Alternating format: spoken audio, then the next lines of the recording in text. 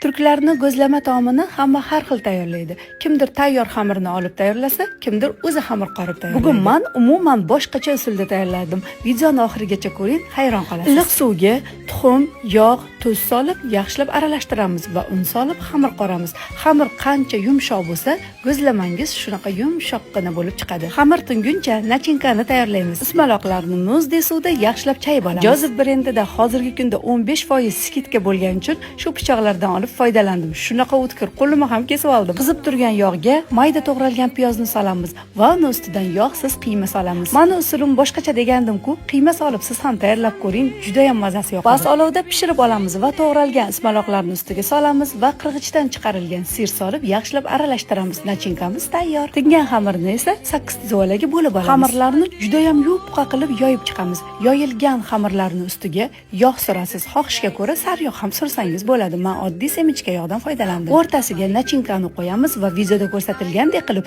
konvert qilib o'rab chiqamiz. Tagi yopishmaydigan tovangizni gazga qo'yib qizdirib olasiz. Men tovani Jozef brendidan hozirgi kunda 15% chegirmada sotib oldim. Jozef mahsulotlarini hamma ayollar yaxshi bilishadi. Video ostida qayerdan sotib olishni yozib qoldiraman. Yog'siz tovada har ikki tarafini qizartirib, ustiga sariyog' surib chiqamiz. Yumshoqqina mayin go'zlamalar tayyor bo'ldi. Siz ham bugun iftorlikka tayyorlab ko'ring. Taom sizga yoqqan bo'lsa like bosib, yaqinlaringizga yuborib sahifamga o'tsangiz bundan da ko'p retseptlarni topasiz. Agar ishtahangiz ochilsa, Robiyangiz iftorga keling.